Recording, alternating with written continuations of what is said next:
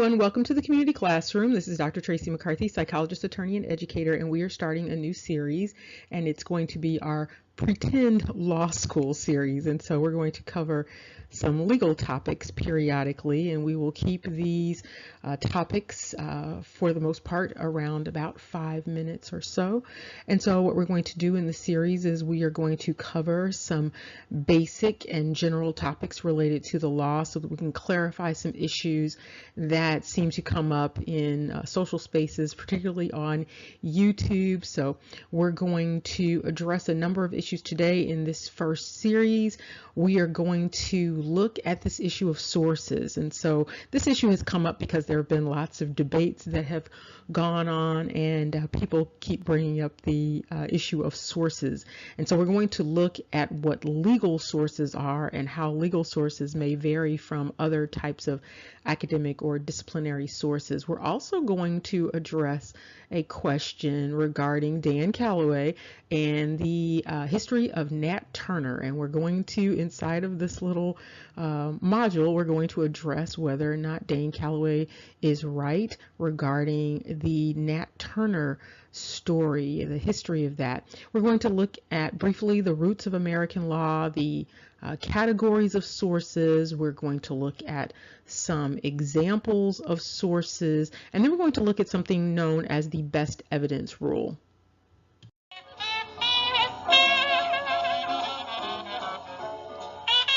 Now let's begin with the roots of American law. There are three primary roots. One is foundational, and then the other two sort of branch off from there. And so the foundation of American law is ecclesiastical law, and it comes from primarily the three books in biblical scripture known as Exodus, Leviticus, and Deuteronomy. And inside of those three books you can find a great portion of the foundation of the laws for early America. And then you have two primary countries that the law comes from, and that's primarily England and then secondarily France. And Louisiana, for the most part, it pretty much takes their law from the French, and they continue to do so. And so also you will note that Levitical is related to the law. That's what Leviticus is all about. So Levitical law, ecclesiastical law, also meaning church law. Those are the primary roots of American law, and you can find things in those spaces. In terms of the scripture, you can find laws related to marital relationships, you can find laws related to property, so you can find the foundations right there in Exodus, Leviticus, and Deuteronomy, and then those were of course adopted primarily by Europe.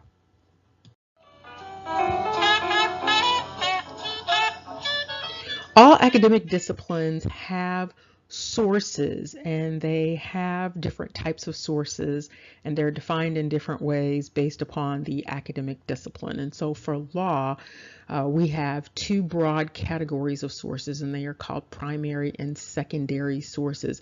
And again, these vary from historical sources and social science sources and other hard science sources.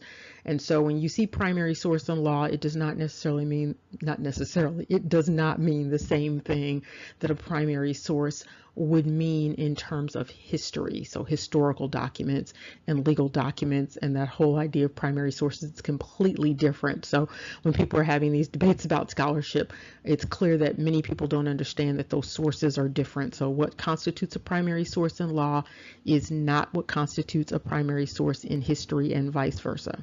Now, of course, there are exceptions, because there are times when there will be documents that constitute a primary source for multiple disciplines based upon their individual definitions.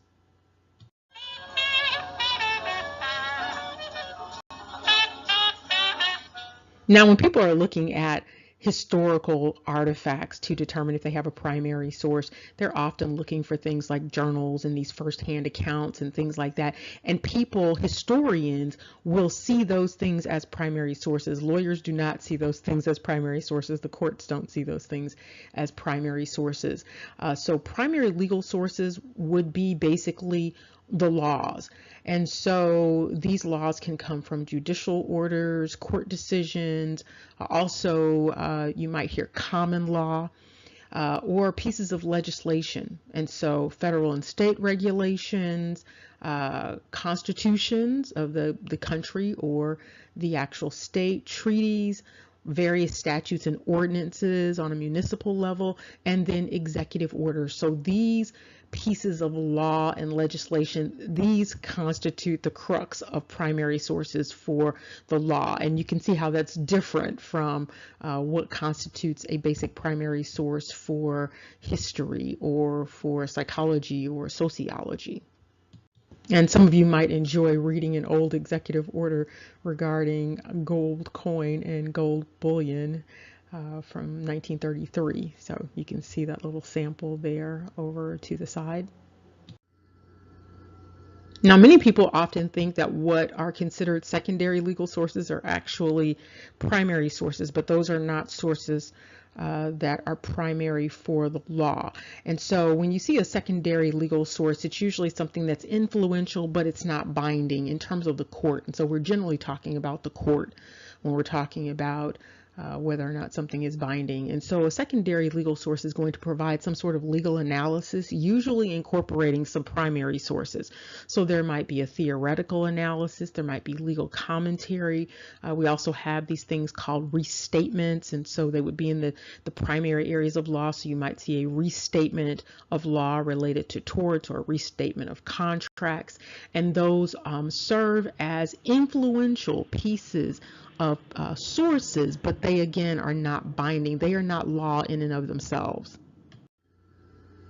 Some other sources include legal periodicals. Again, people will often think when they see anything that's legal that it all carries the same weight, but these would be things like law journals, and the law schools have law journals, so they call them law review.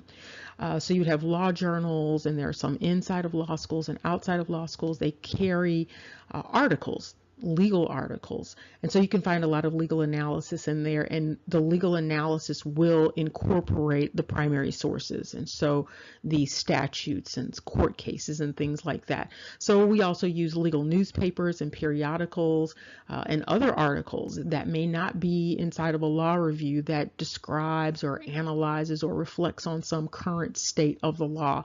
And sometimes these may be in other disciplines, so you may find a quote unquote legal periodical that is in a historical database or a social science database or some other scientific database. Also, you can find them in religious studies because there is a huge connection between the law historically and religious studies.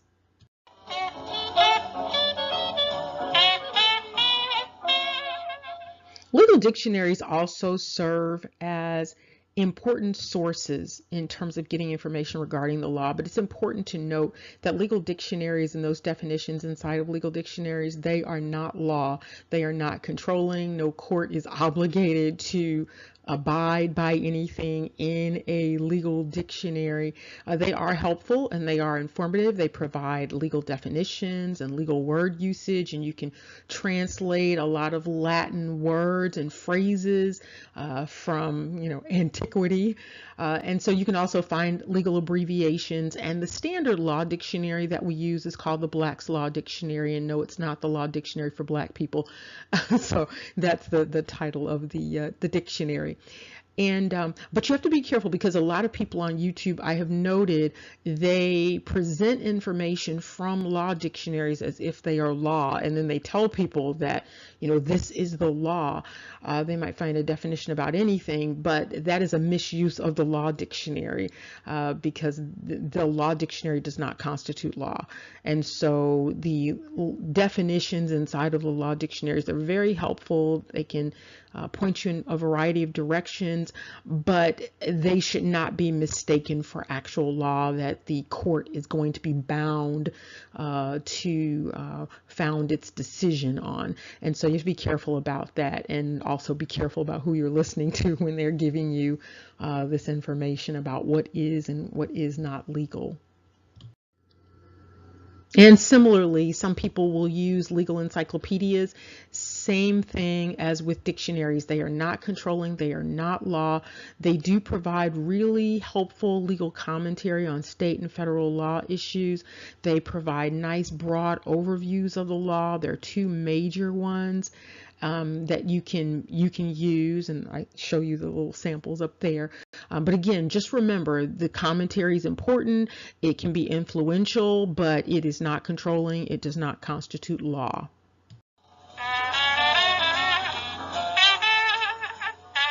And let's just quickly touch on the issue of evidence, because that's what a lot of people are using a lot of these sources for. And in law, we have something called the best evidence rule, and it's basically a rule that states that there is a preference for the actual artifact or the evidence source versus a copy or any replicated product. And so actually seeing the thing firsthand is better than reading about it. Seeing the thing firsthand is better than some sort of copy of it. And this ties into the discussion that we're going to quickly have about Nat Turner and Dane Calloway's work, because Dane Calloway actually does a great deal of field research where he is able to have access to the best evidence versus someone seeing something on YouTube or going online and seeing something at the Library of Congress. It's better to actually go to the Library of Congress and actually see the document or have the book in hand versus seeing some replication of it.